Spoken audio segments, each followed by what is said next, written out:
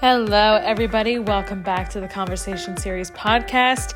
This is the podcast where we have a bunch of different conversations about a lot of different topics, a lot of different stuff. And I am back with another Fireside Chat. You guys, this is the fourth Fireside Chat. And our Fireside Chats are no more than 15 minutes on one particular topic. And the last three episodes, you guys, they've been fun. They've been really fun. And I've had guests with me, but today I'm riding solo, guys, because I wanted to talk about an experiment that I did at the beginning of summer. If you guys follow along on my YouTube channel, if not, please go over and check it out, Danielle Clardy. I live in Raleigh, North Carolina. I grew up along the coast of North Carolina, along the beaches. The beach is just where I feel super, super at home.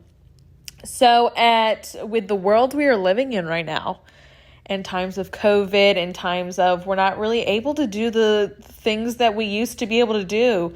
Flashback to 2019 when my whole summer I was at Carolina Country Music Festival. The next day I flew out and spent 2 weeks in Europe, in Paris, France, Athens, Greece, and Santorini, Greece. Came back, was on the coast of North Carolina again, and then flew out in just a bunch of different places, to now not being able to do a whole lot. Being at home, I live with my dad. I've lived with my dad since August of 2019, because some things took place that I had to move out of my own apartment. And so my dad was gracious enough that he has so much extra space that he offered to let Blue and I move in. And Blue is my 2-year-old Siberian Husky, who is my entire world. And so I've been living with my dad since then. And what's really nice is that the house is big enough where we each have our own space. We both work full-time jobs.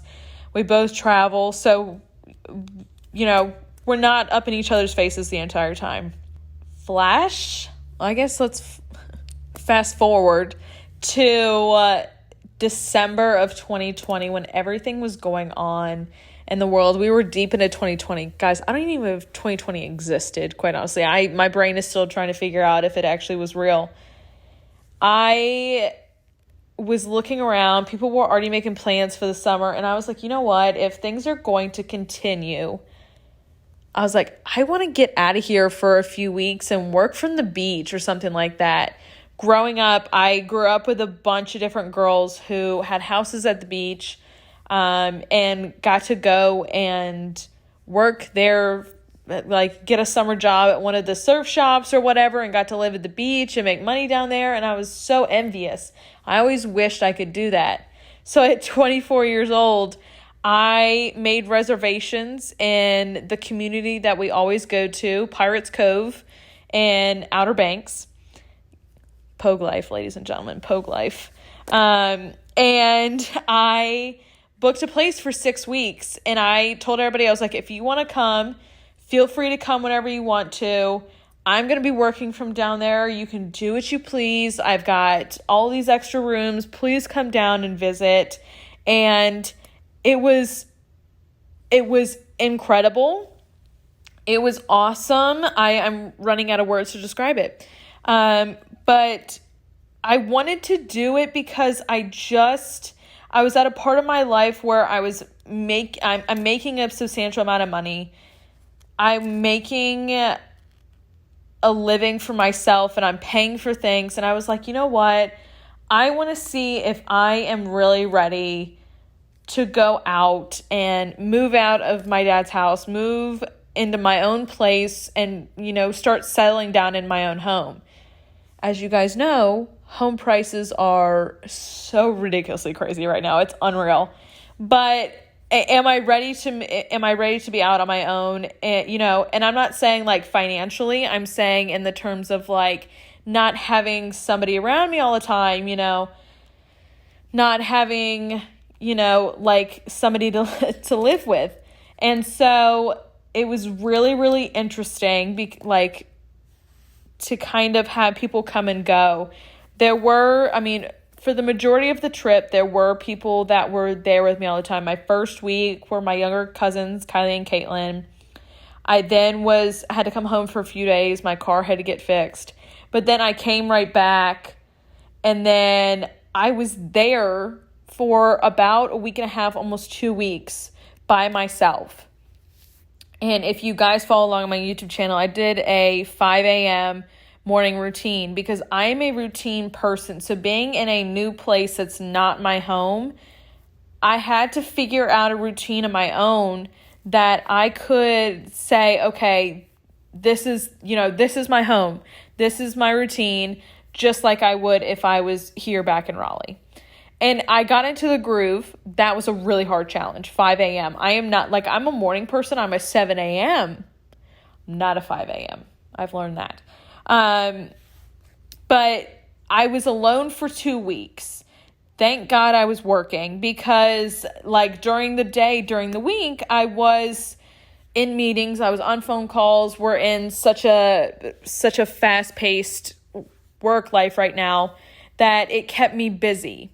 Night times is when I was I struggled a little bit more because that's usually when I sit down.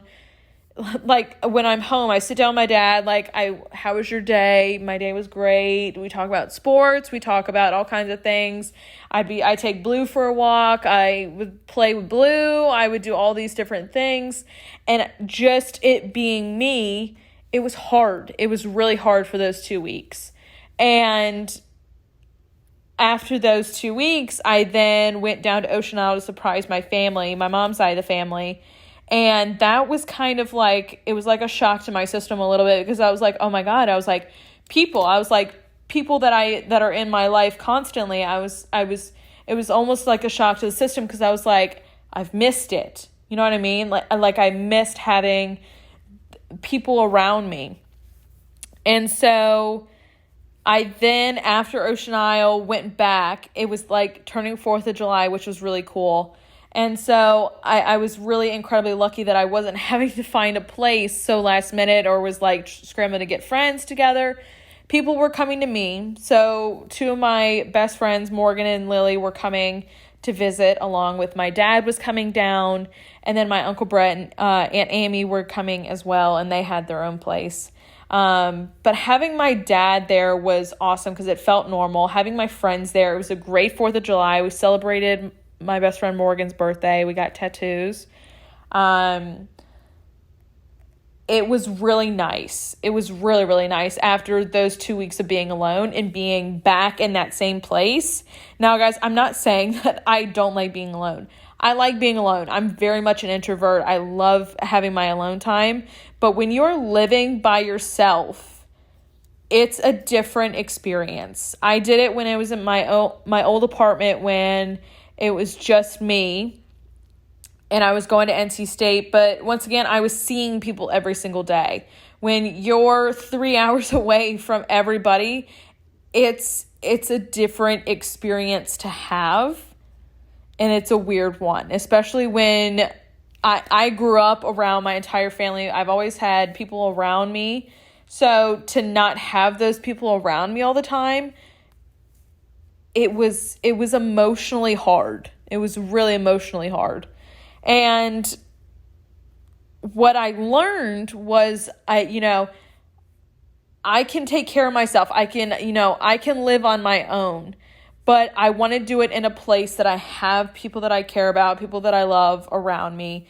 I grew up a family girl. I'm extremely close to my family. I want to make sure that I'm around family because that is what feels important to me.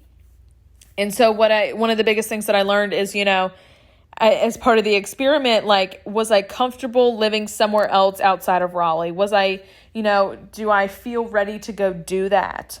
And so part of the experiment was that piece.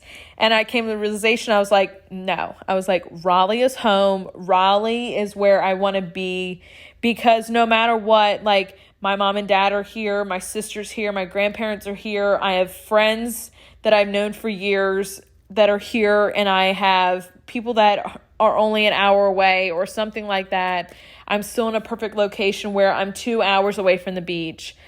and I'm 3 hours away from the mountains, and I'm 15 minutes away from a hockey arena and a college football stadium. Like, I think the outcome of that whole living experiment of being in the Outer Banks for 6 weeks was truly like, okay, I can live on my own. Am I 100% ready?